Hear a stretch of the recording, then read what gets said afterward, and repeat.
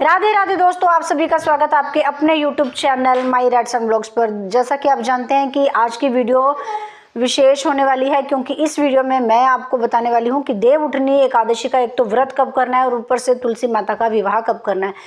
दोस्तों, देवउठनी एकादशी का व्रत कई लोग, जो पंडित लोग हैं, जो ब्राह्मण लोग हैं, वो भी दशमी तिथि के साथ जो लगती हुई है, यानी कि एकादशी दशमी तिथि के साथ जो लग रही है, यानी 1 नवंबर को, उसमें करने की सलाह दे रहे हैं। लेकिन मैं आपको सजेस्ट करती हूँ कि 2 नवंबर को ही आपने देवउठनी का एकादशी का व्रत करना है, क्योंकि ये व्रत देवताओं की प्रसन्नता के लिए होता है। अगर हम दशमी तिथि के साथ जो मिल रही है एकादशी, उसका व्रत रखते हैं, उसका फल आपको नहीं मिलेगा, वो दानवों के हिस्से में जाएगा। जो वैष्णव जन है वो उनसे आप कहिए कि दशमी तिथि युक्त आप जरा एकादशी का व्रत रख ले, वो कभी भी नहीं रखेंगे।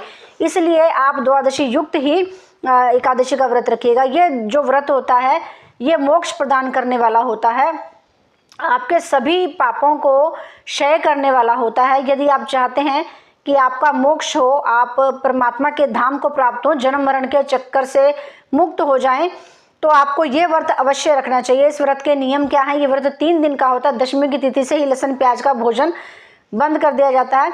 एकादशी के दिन परमात्मा का व्रत रखा जाता है संकल्प के साथ, और सारा दिन कुछ नहीं खाया जाता है, सिर्फ फलाहार किया जाता है। और अगले दिन व्रत का द्वादशी के दिन पारण किया जाता है। परमात्मा की पूजा करने के बाद उनका चरणोदक लेकर के, गंगा जल पी करके इसका व्रत का पालन किया जाता है।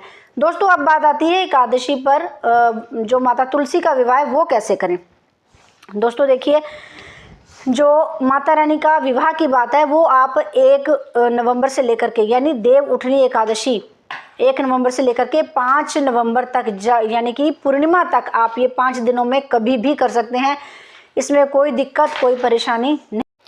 तुलसी का विवाह आप इन 5 दिनों में कभी भी कर सकते हैं, कोई दिक्कत वाली बात नहीं है। यदि आपको पीरियड आ गए हैं, यदि आपके घर में कोई प्रॉब्लम है, यदि आप एतवार करके तुलसी माता को हाथ नहीं लगाना चाहती हैं, तो भी आप पूर्णिमा को भी तुलसी विवाह शालिग्राम के साथ कर सकती हैं। यदि आप ये पूछती हैं कि हमारे 2 तुलसी है, तो जो छोटी तुलसी है आप उसका विवाह, ज़्यादा छोटी तुलसी का विवाह मत कीजिए। जो ठीक ठाक तुलसी जिसमें मंजरी आ गई है उसके साथ विवाह करना उत्तम रहता है। अब बात आती है कि शालिग्राम नहीं है तो हम राम जी के साथ करें, या हम कृष्ण जी के साथ करें, या विष्णु जी के साथ करें, कैसे, हम किसके साथ विवाह करें। रूप एक ही है, अवतार इनके हैं, सब एक में से ही हुए हैं, लेकिन जो महत्व है जो विवाह का इनका विष्णु जी के साथ है। तो आप विष्णु जी की छोटी फोटो लेकर आइए जिसमें कोई और ना हो, सिर्फ विष्णु भगवान जी ही हो, उन्हीं का ही आपने पूजन अर्चन करना है, उन्हीं के साथ ही विवाह करना है। दोस्तों, एक बात और आती है कि हम कैसे विवाह करें, कैसी चीज़ों से, सामग्री क्या हो, क्या क्या। आप ये देख लीजिए कि आप जब किसी की शादी में जाते हैं तो वहाँ पर क्या क्या होता है, अपने मन से कीजिए, किसी की सुनी सुनाई बातों में ना आइए। परमात्मा क्या कहता है कि जो मन से पूजा करता है, भाव से जो पूजा करता है, मैं उसी की पूजा को स्वीकार कर लेता हूँ। कितना सामग्री चढ़ा रहे हैं, कितना भोग लगा रहे हैं, इसकी कोई महत्ता नहीं होती। आप अपने मन से पूजा कीजिए। वो कहा जाता है ना कि कमला करे अवलियाँ रब सिद्धियाँ पावे। अगर आप भूल चूक अपराध भी कोई कर रहे हैं, अगर आपसे गलती से कुछ हो भी जाता है, भगवान की प्रसन्नता के लिए ही आप कर रहे हैं, फिर भी परमात्मा आपको क्षमा करेंगे और आपकी पूजा को स्वीकार करेंगे। दोस्तों, सबसे पहले बात आती है गणेश जी की।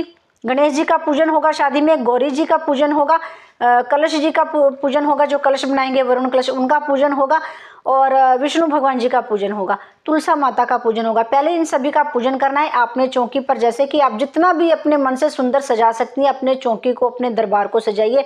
तुलसा माता को विष्णु भगवान जी के साथ बराबर में उन्हें विराजमान कीजिए। अक्षत का उस दिन प्रयोग नहीं होगा। सफ़ेद तिल आप ले लीजिए, सफ़ेद तिल के साथ धूप, दीप, अगरबत्ती, फल, मिठाई, मेवा, लाल चुनरी, वस्त्र, और आपने लेना है श्रृंगार का सामान सारा। ये सब चीज़ें लेकर के आपने पूजन अर्चन करना है। बारी बारी से पूजन अर्चन करना है। पहले गणेश जी के पूजन से आपने शुरुआत करनी है, फिर आपने पूजन करते हुए विष्णु भगवान तक जाना है और उनसे प्रार्थना करनी है कि हम आज आपका विवाह उत्सव मना रहे हैं और पूजन अर्चन कर रहे हैं, इसकी हमें अनुमति भी दी जाए और हमारे पूजन को स्वीकार किया जाए और सफलतापूर्ण ये मेरा जो कार्य है ये पूरा हो। इसी तरह से आपने तुलसी माता से भी अनुमति लेनी है और उनकी कृपा को मांगना है कि आप हम पे कृपा करें, और जो भूल चूक अपराध हमसे कोई हो गया है या बन जाता है तो उसको क्षमा कीजिए। इस तरह से आपने पूजन अर्चन करना है और आपने वस्त्र दान करना है। जो सामग्री आपने दान करनी है वो आप वो आप दान कर सकती हैं, अगले ब्राह्मण को जा कर के दान कर सकती हैं। दक्षिणा जरूर रखनी है दोस्तों, जो आप वस्त्र दान कर रहे हैं ब्राह्मण के लिए उसके ऊपर रख दीजिएगा दक्षिणा। जो आप पूजन अर्चन कर रहे हैं वहाँ पर भी आपको दक्षिणा रखनी पड़ेगी। दक्षिणा इसलिए भी हम रखते हैं कि कोई कमी पेशी हो जाती है तो उसको पूर्ण करने के लिए हमें दक्षिणा रखनी पड़ती है।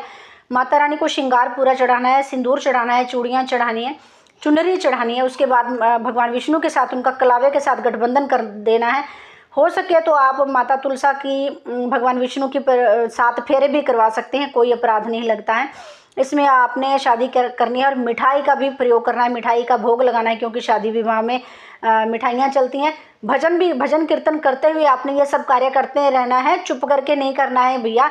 सुख शांति वाला घर हो जाता है, उत्सव वाला घर हो जाता है, मंगल कार्य वाला घर हो जाता है। तो आपने खूब धूमधाम से बाजे गाजे के साथ, यानी कि ढोलक चिमटे मजीरे बजाते हुए भगवान का उत्सव मनाना है। जिनके घर में शादियां रुकी हुई हैं, जिनके घर में मंगल कार्य नहीं हो रहे, बच्चों की शादियां नहीं हो रही हैं, रिश्ते नहीं हो रहे, आप एक बार ये विवाह जरूर करवाइए तुलसी माता का। मेरे कहने से करवा के देख लीजिए, अगले साल आते आते आपके घर में भी शहनाई जरूर बजेगी, क्योंकि ये भी अनुभवी है। आप ये समझ लीजिए, जो मैं कह रही हूँ अनुभव के साथ ही कह रही हूँ।